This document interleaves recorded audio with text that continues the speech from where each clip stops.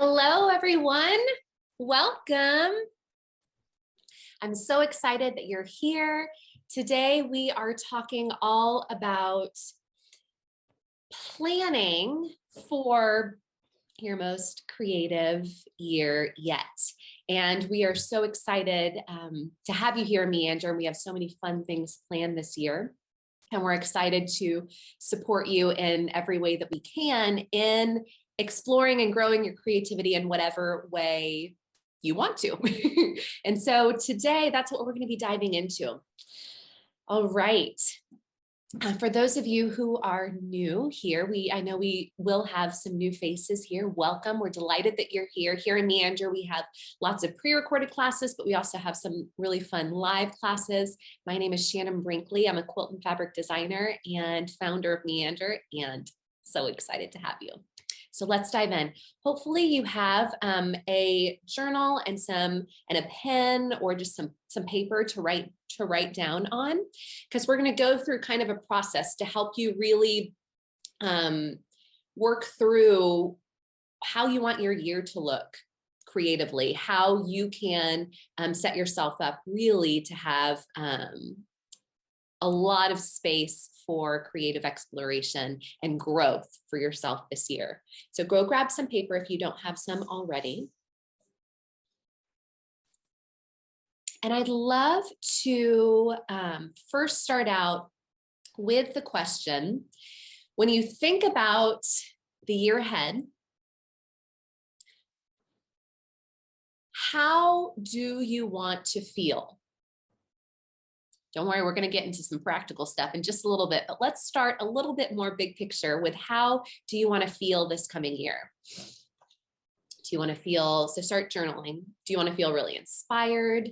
Do you want to feel really motivated and driven? Do you want to feel relaxed and peaceful?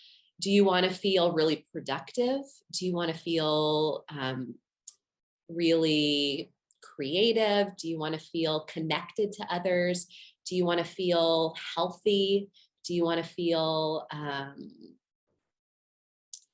really proud of what you've been creating, free and open, serene? How would you like to feel? Okay, so with that in mind, what do you want to grow this year? What do you want to grow? How do you want to improve? What do you want to explore?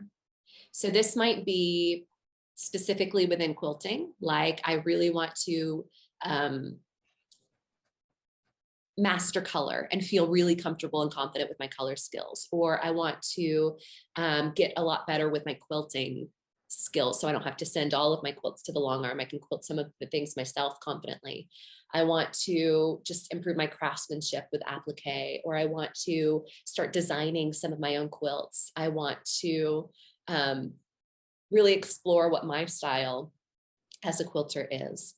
You might also have in there some other kind of things that you might want to grow. Maybe you want to grow and improve your health, friendships, your relationships, spend more time with family, spirituality, lots of different other areas you might weave in there as well.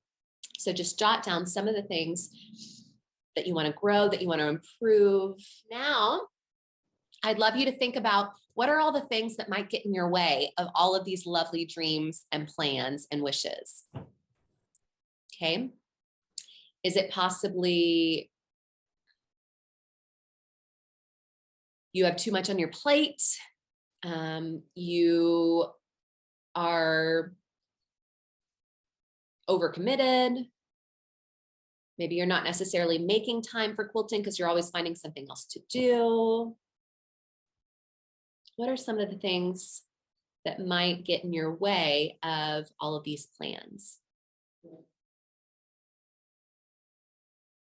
And then while you're thinking about that, we're then going to be thinking about how can you accommodate that? How can you make space for these goals, for these dreams? What are some creative ways that you can move things off of your plate, that you can clear some space, that you can maybe prioritize this creative exploration, knowing that it will impact every other area of your life, and you'll feel so much more productive and inspired. You'll be able to be of such greater service to the people in your life. Now, with all of those obstacles, things in the way, I want you to then think, what's one thing I can do to make this less of an issue? What's one thing, one obligation, one thing that I could get off my plate or delegate or ask for help with? Could I carve out, even if it's just 1 or 2 hours a week, or, a little chunk of time at the end of the day or at the beginning of the day, or whatever's going to work for you, to really prioritize what is, and I think so much of this too is really valuing and understanding that time for creativity, for play, for fun, and working, quilting too can be really meditative. It can help you to relax and to clear your mind. So to really understand that I think a lot of the times we think that that's less important than the other, adult things that we have to do. And that perhaps it's selfish to take a lot of time for ourselves. But really understanding the value that it adds to your life. And then in turn, if you're able to come to the other areas of your life and your relationships with more of a full cup, you have then so much more to offer as well. And so how can you, maybe that's putting it on your schedule. All right. Next, let's make a plan. So based on what you want to explore, what you want to grow, what you want to learn, techniques you want to try, how can we make a plan for this to really allow it to happen? So for some of you, our Block of the Month program might be really helpful. So if you're wanting to explore and try a bunch of different techniques and want a little bit more structure to help guide you through, the Block of the Month could be really helpful. So we shared our new Block of the Month plan is on the Meander site. And there is a video, maybe a couple videos that walk you through the Block of the Month plan and how you can really plan out your own Block of the Month. So what this is, since there's so many different techniques and style in Meander, and the whole point is for you to explore what you're interested in and grow and create in areas that work for you and make things your own.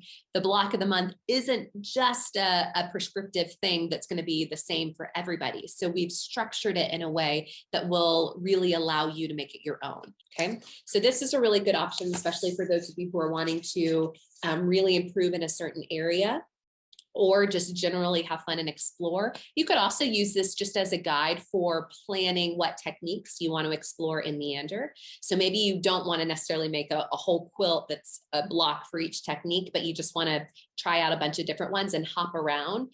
This could help you to, kind of plan that out and decide what techniques you want to explore. So that's there for you if you feel like it's going to be helpful. Another possibility could be, especially if you're wanting to really grow and develop your own style, maybe you're more in like the artist or designer phase, working in a series could be really beneficial. So deciding, I'm really wanting to explore. I think there was somebody who was sharing, she was wanting to explore fabric painting with some art quilt techniques. I forget the exact specifics, but this kind of combination of styles. So perhaps working in a series could be really a really great way to go about that. So start with one, with that idea of combining those different techniques, and then go from there. So look after you created that quilt, and there's a whole video on suggestions for how to work in a series, and I share examples. So you can check that out in Meander. But where you start, the idea is you start with that one theme, that idea, and then you say, okay, I like it, but I think I would have tweaked this, or I want to try it with this color palette, or I want to try this method with it, and then you go to the next one and see what you learn from that. Go to the next idea, see what you learn from that. And so just like Picasso, for example, worked in a series where he was exploring the color blue, or the color like a rose palette, and created a whole bunch of different paintings with that similar idea and theme. We can obviously do the same thing in quilting. If your goal is to start getting really comfortable with color, and be able to, mix and match the palettes in your, the fabrics in your stash, then going through that color confidence for quilters curriculum and Meander is going to be really beneficial. And you may just want to, maybe your plan is just to quilt more and to just have fun with it, or to explore different and try out a bunch of different techniques. And so maybe you want to just go through the library, as well as, look elsewhere as well, if there's other areas that you want to, techniques that you want to explore too, but make a list then of the workshops that you might want to explore, and maybe look to see if you had the materials or if you need to get materials, and, set aside that time and dive in. Last thing that I'd love for us to think about is, with all of that in mind, can you name a theme for yourself for this year? Sometimes focusing all of the brainstorming on a single theme, whether it's a single word or phrase or idea. What is your theme for this year? Is it to create a lot of space for yourself, a lot of time and space for yourself to be able to explore creatively? Is your theme for the year color? Is your theme for the year applique or quilting skills? Is it finishing? Is it just exploring or play, or just having fun with it? Is it connecting with other quilters? All right, everyone. Thank you so much for being here. Thank you so much for sharing. It's so fun and exciting to see all of the areas in which you want to grow and explore, and all of your different ideas for how to accomplish that, and creating that structure so then you can absolutely and actually make it happen. Thank you so much again, and have a beautiful rest of your day. We'll see you next time. Goodbye, everyone.